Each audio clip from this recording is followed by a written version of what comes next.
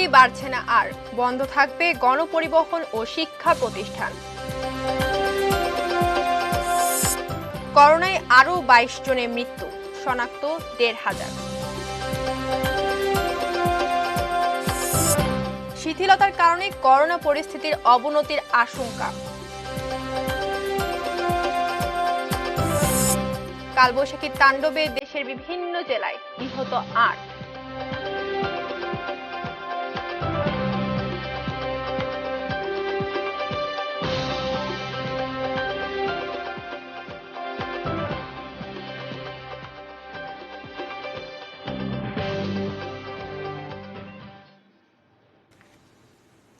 এটি নিউজ দেখছেন। সন্ধ্যা 7টার প্রাইম নিউজের সঙ্গে আছি আমি মেহসাবিন মুনিয়া। আপনারা শাহরিয়ার স্টিলের সৌজন্যে সংবাদ শিরোনামগুলো শুনছিলেন। VSL Angle Channel HB VSL Bikrampur steel limited. Corona মহামারীর এই দুঃসময়ে কর্তব্য পালন করে যাচ্ছেন নিষ্ঠাবান অনেক চিকিৎসক। সীমিত জনবল ও সুযোগ সুবিধার মধ্যেই আর্তপীড়িতের প্রতি তারা বাড়িয়েছেন গভীর মমতার হাত। তাদের প্রতি এটি নিউজের ভালোবাসাময় আয়োজন। Thank you doctor. সাথে থাকছে দি একমে ল্যাবরেটরিজ লিমিটেড।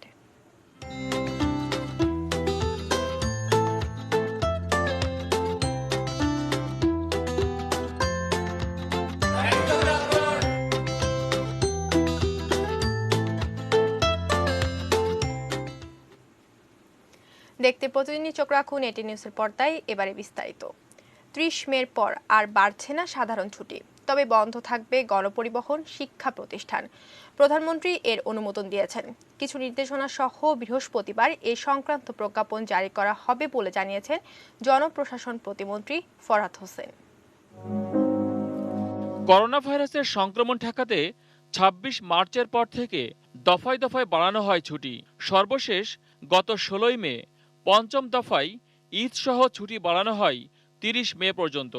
তবে ছুটি আর না বাড়ানোর সিদ্ধান্ত নিয়েছে সরকার। স্বাস্থ্যবিধি অনুযায়ী আমাদের সীমিত আকারে অফিস আদালতগুলো খুলে যাবে। সাধারণ ছুটি থাকছে না। নিষেধাজ্ঞা যেগুলো আছে আমাদের, যে রাত 8টার পর থেকে সকাল 6টা পর্যন্ত বাইরে বেরোবে না। এর আগে ছুটি বাড়ালেও ধাপে ধাপে সীমিত আকারে খুলে দেওয়া হয়েছে সরকারি অফিস, ব্যবসা প্রতিষ্ঠান, পোশাক কারখানা। তবে সেক্ষেত্রে ছিল কিছু বিধিনিষেধ।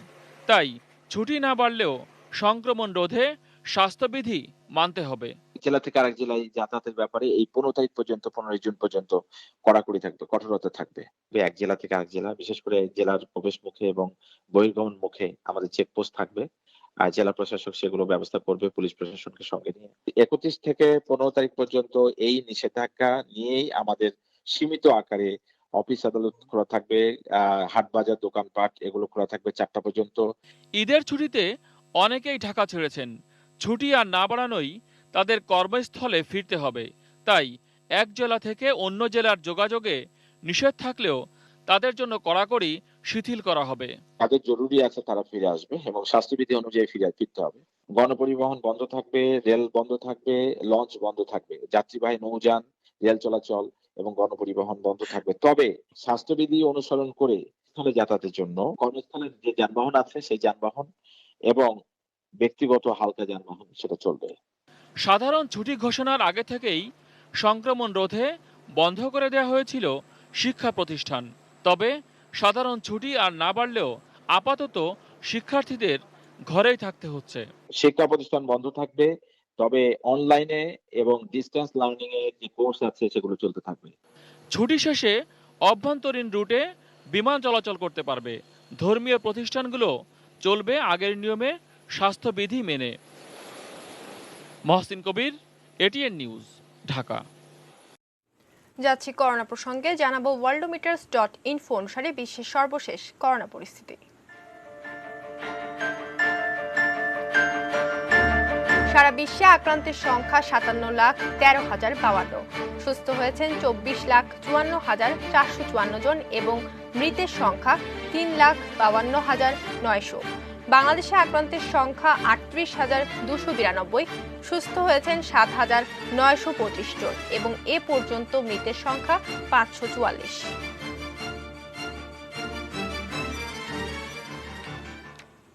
দেশে করোনায় আরও 22 জনের মৃত্যু হয়েছে। এ নিয়ে দেশে মোট মৃত্যুর সংখ্যা 544 জন। 24 ঘন্টায় করোনা রোগী শনাক্ত হয়েছেন 1541 জন। এর মধ্য দিয়ে দেশে করোনায় মোট আক্রান্তের সংখ্যা 38,000 ছাড়িয়ে গেছে। বুধবার দুপুরে স্বাস্থ্য দপ্তর থেকে অনলাইন ব্রিফিংয়ে এসব তথ্য জানানো হয়। ইমরান হোসেন সুমনের রিপোর্ট।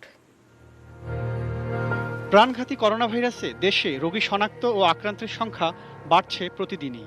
বুধবার দুপুরে অনলাইন ব্রিফিংয়ে জানানো হয় 24 ঘন্টায় নমুনা সংগ্রহ হয়েছে 7,843 জনের, আর নমুনা পরীক্ষা হয়েছে 8,000-এর বেশি। যা পরীক্ষা করা হয়েছে তাতে শনাক্ত হয়েছে 1,541 জন এবং এ পর্যন্ত শনাক্ত 38,292 জন। এ সময় মৃত্যুবরণ করেছেন 20 পুরুষ ও 2 নারী। মারা যাওয়াদের মধ্যে সব বয়সীরাই আছেন। এর মধ্যে অর্ধেকই ঢাকা বিভাগের। ঢাকা ডিভিশনে 10 জন, চট্টগ্রাম ডিভিশনে 10 জন, সিলেট ডিভিশনে 2 জন। এমন পরিস্থিতিতে প্রতিদিনের মতোই সকলকে স্বাস্থ্যবিধি মেনে চলার তাগিদ দেওয়া হয়। জনসমাগম এড়িয়ে চলুন, সর্বদা সঠিকভাবে মাস্ক পরে থাকবেন মুখে, এবং আপনার সুরক্ষা আপনার হাতেই। Imran Hossain Suman, ATN news, Dhaka. স্বাস্থ্যবিধি না মানা বা শিথিলতার কারণে দেশের করোনা পরিস্থিতির আরও অবনতি হওয়ার আশঙ্কা করছেন বিশেষজ্ঞরা। এতে করে দীর্ঘায়িত হতে পারে কোভিড-19 নিয়ন্ত্রণ। বিস্তারিত মনিরুল ইসলাম মিন্টু রিপোর্টে। দেশে করোনা ভাইরাস শনাক্ত হওয়ার পর 2.5 মাস পার হয়েছে। প্রথম মাসে আক্রান্তের সংখ্যা ছিল 10-এর কম, কিন্তু এরপর থেকে দ্রুতই বাড়তে থাকে সংক্রমণ। গত 10 দিনে আক্রান্তের সেই হার আগের সব ধারণাকে ছাড়িয়েছে। চলছে সরকারি ছুটি, এই সময়ে বেড়েছে মানুষের নিয়ম মানার প্রতি অনীহা। সেই সঙ্গে নানা সিদ্ধান্তহীনতা, শিথিলতায় মানুষের আসা যাওয়ার ঢল নামে। সর্বশেষ ঈদে কোনো নিয়মের তোয়াক্কা না করে লাখো মানুষ করোনা স্পট ঢাকা ছেড়েছেন, আর এতে করেই ঢাকার বাইরে দ্রুত করোনা ছড়াচ্ছে, এমনটি মনে করছেন বিশেষজ্ঞরা। এখন যেটা দেখছি আমরা আগের 2-3 সপ্তাহে যে নিয়ম ভঙ্গ করেছি সেই কারণে এটা বাড়ছে। এখনকার যে নিয়ম ভঙ্গ করেছি সেটা আগামী 2-3 সপ্তাহ দেখা যাবে, অর্থাৎ ক্রমান্বয়ে রোগীর সংখ্যা এবং ক্ষয়ক্ষতির সংখ্যা আমাদের বাড়ছে। দেশে মহামারীর প্রবণতা বিশ্লেষণ করে সরকার গঠিত 8 সদস্যের স্বাস্থ্য বিশেষজ্ঞ দল মে মাসের শুরুর দিকে জানিয়েছিলেন, স্বাস্থ্যবিধি মেনে চলা হলে জুনের মধ্যে নিয়ন্ত্রণ হবে করোনা। কিন্তু এই পরিস্থিতিতে কি মনে করছেন তারা? যে ঢাকা থেকে লোকজন চলে গেল, তার ইম্প্যাক্টটা আমরা গ্রামে গঞ্জে, মফস্বল শহরে দেখতে পারবো। এই জুন মাসে যে শেষ হবে, এটা আর আমাদের এই প্রেডিকশনটা সঠিক থাকবে না। এটা জুলাই আগস্ট পর্যন্ত চলে যেতে পারে। সুতরাং এবং এটা খুব ভয়াবহ আকার ধারণ করতে পারে। ঘাতক করোনা নিয়ন্ত্রণে শিথিলতা নয়, বরং ব্যক্তি পর্যায়ে আরও সচেতনতা এবং সরকারের কঠোর পদক্ষেপ প্রয়োজন মনে করছেন তারা।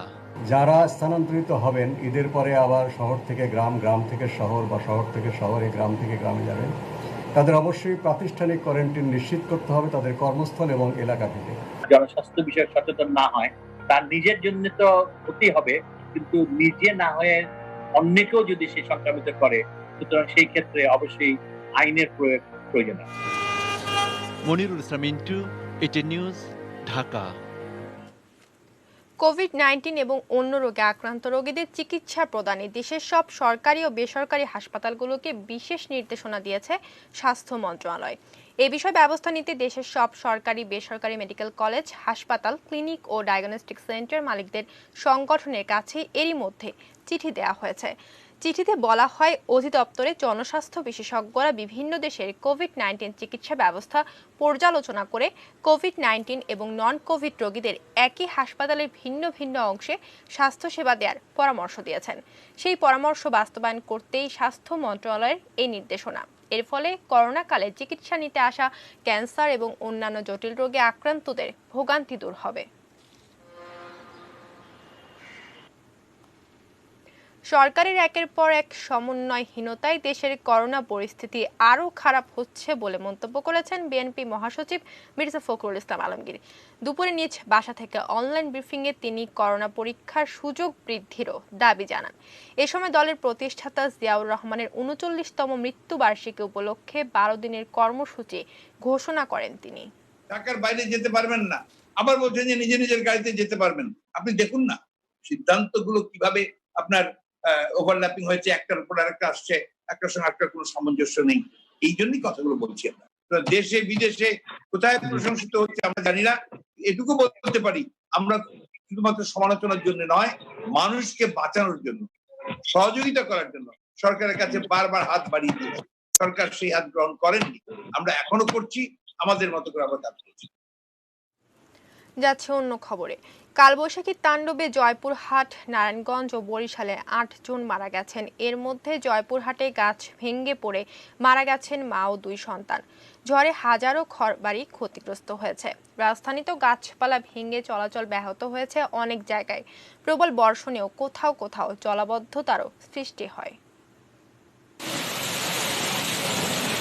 ঈদের ২ দিন প্রকৃতি শান্ত থাকলেও মঙ্গলবার রাত থেকে বিক্ষুব্ধ। জ্যৈষ্ঠের মাঝামাঝি এ সময়ে দেশের বিভিন্ন এলাকায় কালবৈশাখী প্রবল বেগে আঘাত হানে।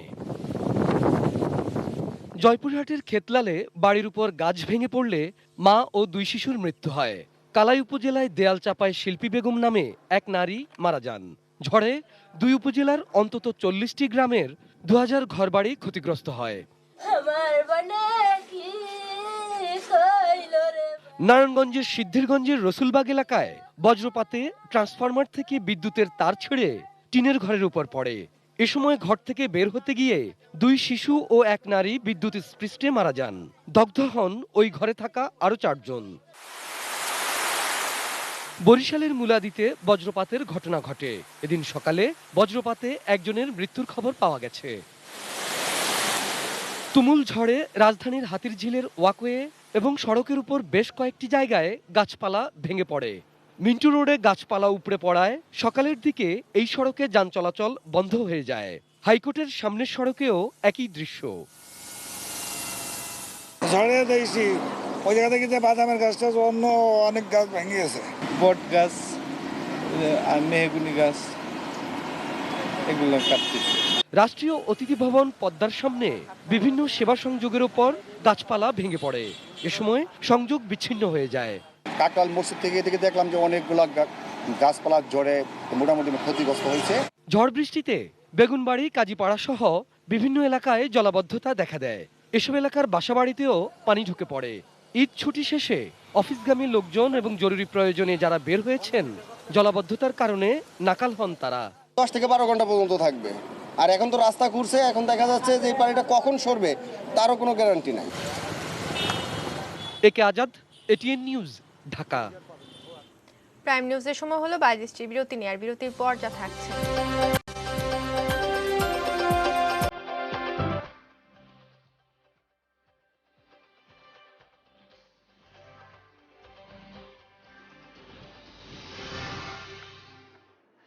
বিরতির পর আবারও আমন্ত্রণ জানাচ্ছি সন্ধ্যা 7টার প্রাইম নিউজে। ধন্যবাদ সঙ্গে থাকার জন্য। দিনাজপুরে বিরামপুরে বিষাক্ত মদ পানে 5 জনের মৃত্যু হয়েছে। সকালে বিরামপুর পৌর এলাকার মাহমুদপুর মহল্লায় এই ঘটনা ঘটে। মৃত ব্যক্তিরা হলেন আব্দুল মতিন, আজিজুল ইসলাম, মহসিন আলী ও শফিকুল। এছাড়া মঞ্জু নামে এক নারীও রয়েছেন মৃতদের মধ্যে। বিরামপুর থানার ওসি মনিরুজ্জামান জানান, ঈদের রাতে বিষাক্ত মদ পান করে ওই ব্যক্তিরা গুরুতর অসুস্থ হয়ে পড়লে তাদের উপজেলা স্বাস্থ্য কমপ্লেক্সে ভর্তি করা হয়। অবস্থার অবনতি হলে তাদেরকে দিনাজপুর সদরে M Abdur Rahim medical college হাসপাতালে নেওয়ার পথে ভোর 6টায় 3 জন মারা যান। হাসপাতালে নেওয়ার পর মারা যান আরও 2 জন। স্থানীয়দের অভিযোগ, মাহমুদপুর আদিবাসী পাড়ার মণ্ডল মুর্মু দীর্ঘদিন ধরে প্রভাবশালীদের ছায়ায় চোলাই মদের ব্যবসা করে আসছে। তার কাছ থেকে বিরামপুর এবং আশেপাশের উপজেলাগুলোতেই চোলাই মদ সরবরাহ হয়। দেশের বাইরের খবর। ভারতের সঙ্গে সীমান্তে উত্তেজনা বৃদ্ধির প্রেক্ষিতে সেনাবাহিনীকে যুদ্ধের প্রস্তুতি নিতে নির্দেশ দিয়েছেন চীনের প্রেসিডেন্ট শি জিনপিং। লাদাখ ও উত্তর সিকিম সীমান্তে উত্তেজনাকর পরিস্থিতি বিবেচনায় দেশের সার্বভৌমত্ব রক্ষায় অটল থাকার নির্দেশ দেন চীনের প্রেসিডেন্ট। মঙ্গলবার পিপলস লিবারেশন আর্মি ও পিপলস আর্মড পুলিশ ফোর্সের প্রতিনিধিদের সমাবেশে তিনি এই নির্দেশ দেন। শি জিনপিং একাধারে দেশটির ক্ষমতাসীন চীনা কমিউনিস্ট পার্টির সাধারণ সম্পাদক এবং 20 লাখ সদস্যের শক্তিশালী সেনাবাহিনীর প্রধান। চীনের বার্তা সংস্থা সিনহুয়া জানিয়েছে, সবচেয়ে খারাপ ও জটিল পরিস্থিতির মোকাবেলায় প্রশিক্ষণ ও প্রস্তুতি নিয়ে রাখতে নির্দেশ দেন শি জিনপিং। লাদাখ সীমান্তের লাইন অফ কন্ট্রোলে ভারত ও চীনের সেনাদের মুখোমুখি অবস্থান নেওয়ার সময়ে এই মন্তব্য করলেন তিনি। লাদাখ ও উত্তর সিকিমে নিজেদের সেনা অবস্থান জোরদার করেছে চীন ও ভারত। Clemon sports news.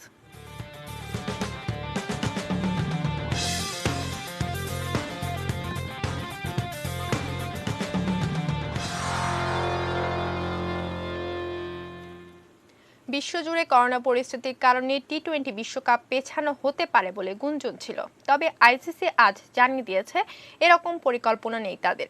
আগামী 18 অক্টোবর থেকে 15 নভেম্বর অস্ট্রেলিয়ায় টি-20 বিশ্বকাপ অনুষ্ঠিত হওয়ার কথা।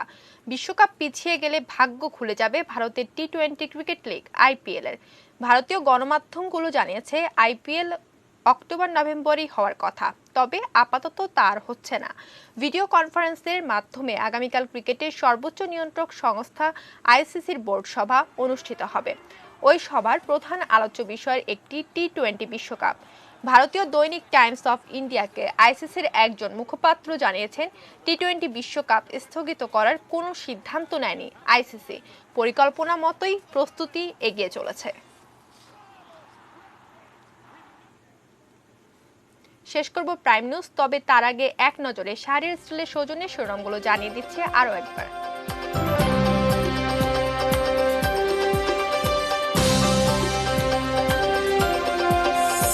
ছুটি বাড়ছে না আর, বন্ধ থাকবে গণপরিবহন ও শিক্ষা প্রতিষ্ঠান। করোনায় আরো 22 জনের মৃত্যু, শনাক্ত 1,500। শিথিলতার কারণে করোনা পরিস্থিতির অবনতির আশঙ্কা এবং কালবৈশাখীর তাণ্ডবে দেশের বিভিন্ন জেলায় নিহত 8।